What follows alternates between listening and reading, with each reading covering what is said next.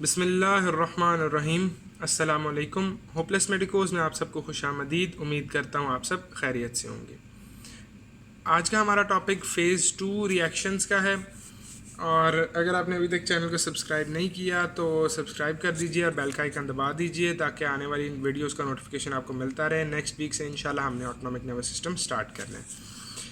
Phase 2 reactions को हम conjugation reactions भी बोलते हैं, क्योंकि ये जो रिएक्शंस हैं इनका बेसिक प्रिंसिपल ये होता है कि आप ड्रग लेते हो और कोई एक ग्रुप लेते हो, ठीक है, इन दोनों को मिलाते हैं via transferase enzymes. Transferase enzymes की एक क्लास है जो कि इस ग्रुप को इस ड्रग के ऊपर ट्रांसफ़र कर देती है और आपको एक ड्रग और वो एक ग्रुप का एक मिल जाता है, यूनियन मिल जाता है, विच इज़ इनएक्टिव। ठीक है, इसमें सबसे पहले आपके पास आते हैं glucuronidation, then we have acetylation and lastly we have glutathione conjugation. सबसे पहले हम करेंगे ग्लूकुरोनिडेशन। अच्छा, ग्लूकुरोनिडेशन क्या हो सकती है, नाम ही बता रहा है, ठीक है, कि जो क्या से कहते हैं ग्लूकुरोनाइल लगा लिया आपने साथ, ठीक है। अब ग्लूकुरोनिडेशन जो है दैट इज़ ग्लूकुरोनिसाइल ट्रांसफेरेज एंजाइम का नाम होता है, ठीक है। ग्लूकुरोनिसाइल ट्रांसफेरेज ये उसका जो है ना वो है कोड कह लो, खैर। अब ये ना इंड्यूसिबल रिएक्शन होता है, ठीक है। इंड्यूसिबल से मुराद ये है कि ये वही बात कि ड्रग्स इस पे इफेक्ट कर सकते हैं इसके साइकिल के ऊपर, और जो है ना आपके इवन इन्फेक्शंस भी कुछ जो हैं, और इंटेस्टिनल बैक्टीरिया की अगर अमाउंट बढ़ गई है तो वो भी कर सकती है। अच्छा, ये कैसे जी करते हैं? पहली बात तो ये याद रखो कि बिलिरुबिन जो है ना, बिलिरुबिन इज़ एक्सक्रीटेड वाया ग्लूकुरोनिडेशन, ठीक है। इसके ग्लूकुरोनिडेशन होती है इसकी। अब यहाँ देखो कि इंड्यूसिबल होने से मुराद ये है कि आपने लेट से जी ये जो फिनोमेना मैं आपको बताने लगा ना, इसे एंटेरोहेपेटिक साइक्लिंग कहते हैं, ठीक है। एंटेरोहेपेटिक साइक्लिंग, कि आपने ड्रग जो है वो दिया, ग्लूकुरोनाइड बना, ग्लूकुरोनाइड जो है, ठीक है, वो इंटेस्टाइन के अंदर आपने बाइल के थ्रू चला गया।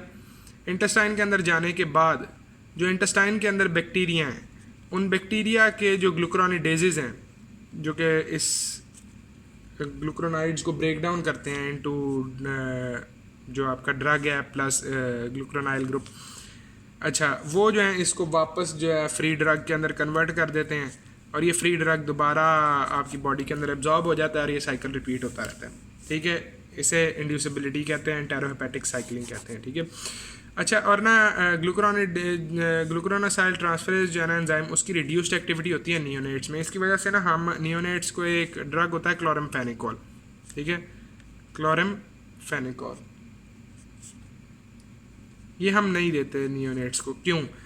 क्योंकि ना ये क्लोरमफेनिकोल होता नहीं है, मेटाबलाइज नहीं होता, और इसकी वजह से ना बॉडी के अंदर इकट्ठा होना शुरू हो जाता है, विच कैन कॉज एक बड़ी मज़े की कंडीशन है मज़े की तो नहीं, मतलब मुझे मज़े इंटरेस्टिंग नाम लगता है, ग्रे बेबी सिंड्रोम, ठीक है। एंड लिटरली यही होता है, बच्चे ग्रे हुए होते हैं, ठीक है। ग्रे बेबी सिंड्रोम इसको कहते हैं। क्लोरमफेनिकोल नियोनेट्स को नहीं देते। अच्छा, इसमें ना दो हमारे पास सिंड्रोम है, एक गिलबर्ट सिंड्रोम है, एक क्रिगले-नजार है, ठीक है। गिलबर्ट सिंड्रोम पार्शियल डिफिशिएंसी होती है ग्लूकुरोनासाइल ट्रांसफरेज की, इस एंजाइम की। क्रिगले-नजार जो है ये कंप्लीट डिफिशिएंसी होती है इस एंजाइम की, ठीक है। और अभी हमने बात की कि बिलिरुबिन जो है वो ग्लूकुरोनिडेशन से हो रहा है, मेटाबलाइज हो रहा है, तो इसमें ये होता है कि बिलिरुबिन एक्युमुलेट होना शुरू हो जाता है, विच लीड्स टू जॉन्डिस, ठीक है। और इसमें ना ग्लूकुरोनासाइल ट्रांसफरेज का इंड्यूसर होता है फिनोबार्बिटॉल, तो हम फिनोबार्बिटॉल दे देते होते हैं कुछ पेशेंट्स के अंदर जो टाइप 2 क्रिगले-नजार होता है ना, जिनके अंदर 100% डेफिशिएंसी नहीं होती, थोड़ी सी अमाउंट 1-2% मौजूद होती है ना, ठीक है, कैपेबिलिटी इसको प्रोड्यूस करने की, उनको हम देते हैं। टाइप 2 क्रिगले-नजार वालों को ना फिनोबार्बिटॉल दे सकते हैं ताकि बिलिरुबिन के लेवल्स रिड्यूस हो जाए। एसिटिलेशन में आते हैं। एसिटिलेशन जो है ना, इसमें जेनेटिक वेरिएशन हो सकती है। एसिटिलेशन बेसिकली, अब इसमें कौन सा एंजाइम होगा, वहाँ पे ग्लूकुरोनासाइल ट्रांसफरेज था, एसिटाइल ट्रांसफरेज, ठीक है। कभी कभी फार्मा हमारे पे मेहरबान हो जाती है और नाम आसान हो जाते हैं। जेनेटिक जो आपकी है ना इसमें वेरिएशंस नज़र आती हैं। कुछ लोग स्लो एसेटिलेटर्स होते हैं, कुछ लोग जो है फास्ट एसेटिलेटर्स होते हैं, ठीक है। मतलब उनके अंदर एंजाइम ज़्यादा प्रोड्यूस हो रहा है या जो है और कुछ के अंदर कम प्रोड्यूस हो रहा होता है। अब इसमें ना आपके पास drug induced SLE, systemic lupus erythematosus, systemic lupus erythematosus एक डिजीज़ है। Drug induced systemic lupus erythematosus हो सकती है उन लोगों के अंदर जो कि स्लो एसेटिलेटर्स हैं, ठीक है। जो कि स्लो एसेटिलेटर्स हैं ना, जिनके अंदर जेनेटिक वेरिएशन और स्लो एसेटिलेटर्स हैं, उनके अंदर drug induced systemic lupus erythematosus हो सकती है। सिस्टेमिक ल्यूपस एरिथेमेटोसिस में कॉज करने वाले 3 ही ड्रग्स हैं, और ये मैंने इनकी ना जो है इंसिडेंस के हिसाब से लगा दिया है। हाइड्रोलाजीन सबसे ज़्यादा कॉज करता है, प्रोकेनामाइड उससे कम कॉज करता है, आइसोनाइजिड उससे कम कॉज करता है। इसके लिए एक ले लो निमोनिक रख लो, हिप, ठीक है। हाइड्रोलाजीन, आइसोनाइजिड, प्रोकेनामाइड, ठीक है। It's hip to have lupus, सही। इसमें जो है ना 2 तरह का होता है, एक ड्रग इंड्यूस्ड लूपस होता है, एक नॉन ड्रग इंड्यूस्ड लूपस होता है, जिसको आपका क्या उसे कहते हैं, जो नेचुरली कॉज हो सकता है, ठीक है। अब जो नॉन ड्रग है ना, उसमें ये होता है कि आपकी जो है बटरफ्लाई मैलर रैश जो है ना वो पाई जाती है, ठीक है, और पॉजिटिव ANA होता है। बटरफ्लाई मैलर रैश होती है। मैलर रैश जो है ना सॉर्ट ऑफ यूँ कह लो कि ये फेस है, आंखें हैं, ये नाक है ना, तो यहाँ पे करके ना रैश होती है बटरफ्लाई शेप, ठीक है, रेड कलर हुआ होता है, इसको बटरफ्लाई मैलर रैश बोलते हैं, ठीक है। और इसके अलावा पॉजिटिव ANA पाए जाते हैं, ठीक है। ये 2 चीज़ें हैं जो कि नॉन ड्रग और ड्रग दोनों के अंदर है। अब ये कैसे आप डिफ्रेंशिएट करोगे ये ड्रग इंड्यूस्ड SLE है या नॉन ड्रग है?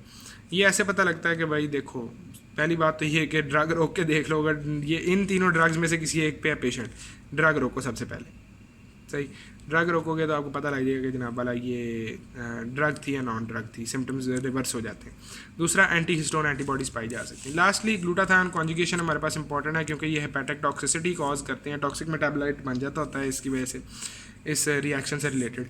ग्लूटाथायोन कॉन्जुगेशन ये है कि वही ग्लूटाथायोन एंजाइम के साथ जो है कॉन्जुगेट होते हैं और आगे इनएक्टिव हो जाते हैं। अब एसिटामिनोफेन जो है, इसमें जो है प्राइम एग्जांपल हम लेंगे।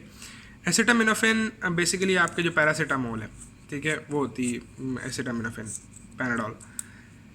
एसिटामिनोफेन जो है ग्लूटाथायोन के थ्रू जो है ना इनएक्टिव मेटाबोलाइट में कन्वर्ट होती है। अगर तो बॉडी में ग्लूटाथायोन इनफ मौजूद है तो एसिटामिनोफेन के साथ कंबाइन करेगा और इनएक्टिव मेटाबोलाइट बन जाएगा। अगर ग्लूटाथायोन नहीं है सफिशेंट तो ये फ़ेज़ 2 रिएक्शन की बजाय फ़ेज़ 1 में चला जाता है और P450 के थ्रू जो है ना एक रिएक्टिव मेटाबोलाइट में कन्वर्ट हो जाता है, ठीक है।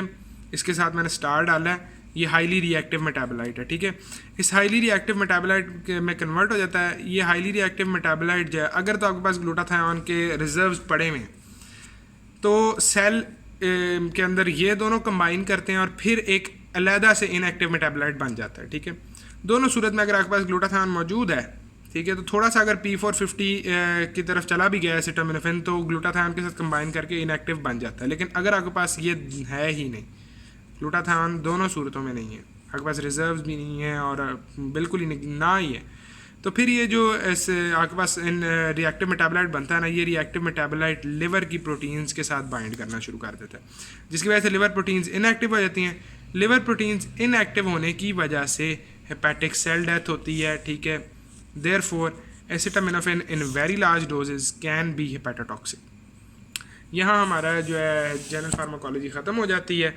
इंशाल्लाह हम जो है next autonomic nervous system start करेंगे अगले हफ्ते से। अगले हफ्ते मुलाकात होती है। अस्सलाम वालेकुम।